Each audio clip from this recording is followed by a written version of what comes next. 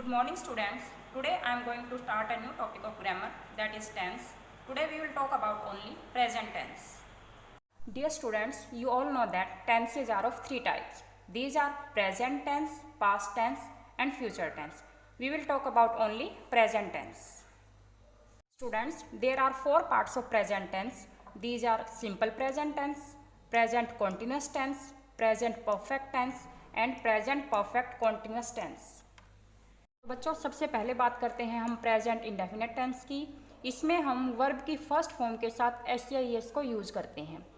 और ये भी हमें ध्यान रखना पड़ेगा कि जो हमारे सिंगुलर सब्जेक्ट होते हैं, for example he, she, it, any name, उनके साथ हमें वर्ब की फर्स्ट फॉर्म के साथ एस लगाना पड़ेगा। लेकिन जो हमारे प्लूरल सब्जेक्ट होते हैं, for example I, we, you, they, तो वहाँ पे हमें ओनली वर्ब की फर्स्ट फॉर्म लगानी पड़ेगी, एस को हम यूज़ नहीं करेंगे। तो अब हम देखते हैं कि जो हमारा प्रेजेंट इंडेफिनिट टेंस है उसके एग्जाम्पल्स को। इसमें एक बात और ध्यान रखनी पड़ेगी कि इनकी जो हिंदी है वो सभी की ता है, ते है, ती है पे ख़त्म होती है और ये इसकी मेन पहचान है जो हमारे प्रेजेंट इंडेफिनिट टेंस की। अब हम देखते हैं सबसे पहले फॉर यूनिवर्सल ट्रुथ्स, मतलब जो हमारे स्थायी सत्य होते हैं उनके लिए हम प्रेजेंट इंडेफिनिट टेंस को यूज़ करते हैं। मतलब इसमें हम वर्ब की फर्स्ट फॉर्म को यूज़ करते हैं। फर्स्ट है हमारा the sun shines by day, सूर्य दिन में चमकता है। सेकंड है 2 and 2 मेक 4, 2 और 2 4 होते हैं। थर्ड है the Ganga rises in the Himalayas, Ganga Himalaya से निकलती है। तो आपने देखा तीनों सेंटेंसेज की हिंदी ता है, ते है, ती है पे ख़त्म हो रही है और ये तीनों हमारे यूनिवर्सल ट्रूथ्स हैं। सेकंड है हमारा फॉर हैबिचुअल एक्शंस, मतलब किसी की आदतों को दिखाने के लिए। For example I keep my promises, मैं अपने प्रोमिसेस रखता हूँ। He never tells A lies, वो कभी झूठ नहीं बोलता। यू क्यूरल ओवर ट्राइफल्स, तुम छोटी छोटी बातों पर झगड़ा करते हो। थर्ड है हमारा फॉर ऑफन रिपीटेड और रेगुलर एक्शंस, मतलब वो काम जो प्राय रिपीट होते रहते हैं। For example in summer the sun rises before 6, भाई गर्मियों में जो सूर्य है वो 6 से पहले निकलता है। सेकेंड है she writes a letter to her mother every week, वो हर सप्ताह अपनी माँ को पत्र लिखती है, मतलब ये काम बार बार होता है। My friend often comes to my house, मेरा फ्रेंड प्राय मेरे घर आता रहता है। फोर्थ है हमारा फॉर नियर फ्यूचर, मतलब निकट भविष्य के लिए कोई अगर हमें काम दिखाना हो, जैसे he leaves for Mumbai tomorrow, वो कल मुंबई के लिए जाएगा। तो ये वैसे तो फ्यूचर है लेकिन हमने यहाँ पे इंडेफिनिट को यूज़ किया है। सेकंड है हमारा he comes in a few days time, वो कुछ दिनों में आएगा। और लास्ट है when do you start for Agra, कि तुम आगरा कब जाओगे। तो ये हैं तो फ्यूचर के, लेकिन इनमें जो हम निकट भविष्य जो हमारा होता है वहाँ पे हम इंडेफिनेट को यूज़ करते हैं, यानी वर्ब की फर्स्ट फॉर्म को यूज़ करते हैं। तो बच्चों, अब हम बात करेंगे प्रेजेंट कॉन्टिन्यूस टेंस की। इसमें हम इज़ को यूज़ करते हैं और वर्ब की फर्स्ट फॉर्म के साथ ING लगाते हैं। तो देखते हैं इसे कहाँ यूज किया जाता है।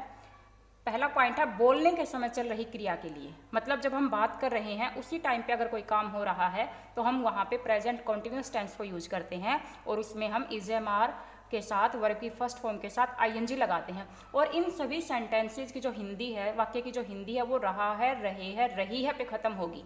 तो देखिए girls are playing in the ground, लड़कियाँ ग्राउंड में खेल रही हैं। Look the train is coming, देखो ट्रेन आ रही है।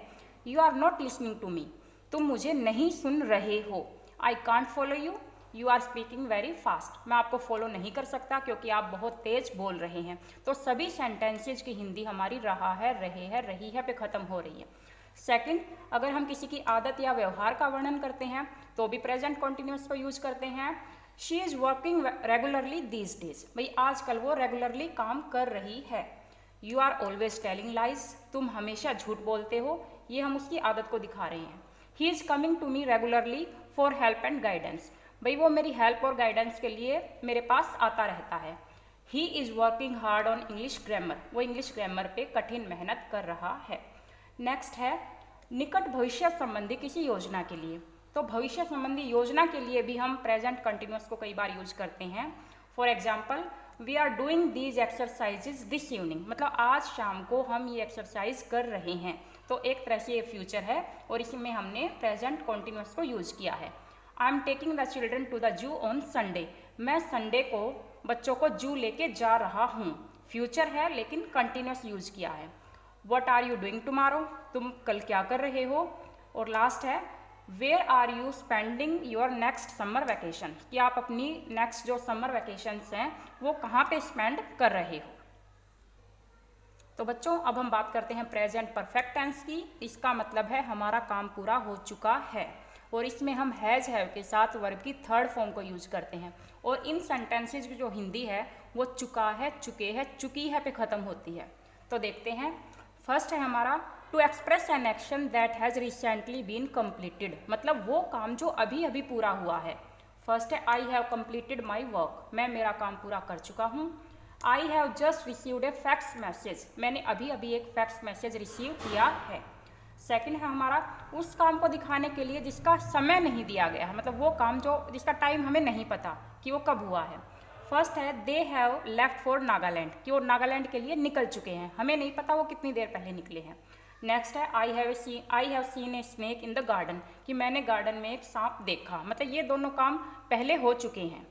थर्ड है to express an action that began in the past and still continues, मतलब जो काम पास्ट में शुरू हुआ था और अभी भी चल रहा है, तो वहाँ भी कई बार हम प्रेजेंट परफेक्ट को यूज करते हैं।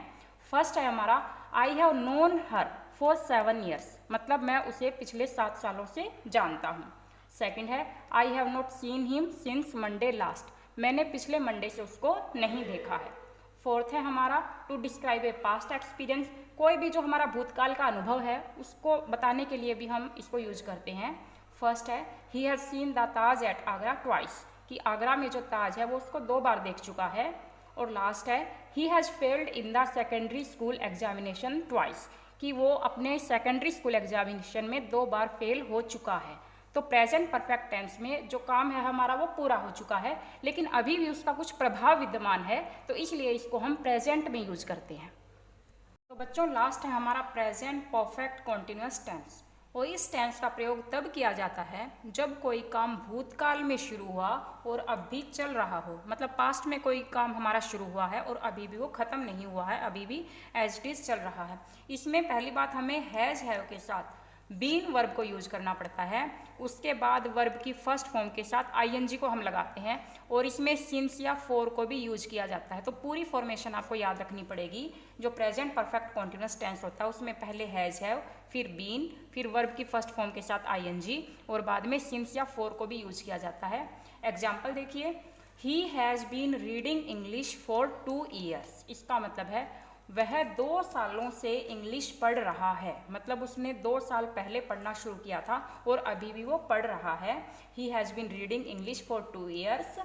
सेकंड है they have been reading this book since morning, वो सुबह से इस बुक को पढ़ रहे हैं, मतलब सुबह पढ़ना शुरू किया था और अभी भी वो इस बुक को पढ़ रहे हैं। तो इन सेंटेंसेज में हम फॉर और सिंस को यूज करते हैं, ये इनकी पहचान होती है।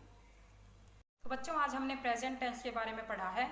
नेक्स्ट वीडियो में हम पास्ट टेंस के बारे में पढ़ेंगे, और आप घर पर सेल्फ स्टडी जरूर कर लेना अपनी ग्रामर की बुक से। Thank you.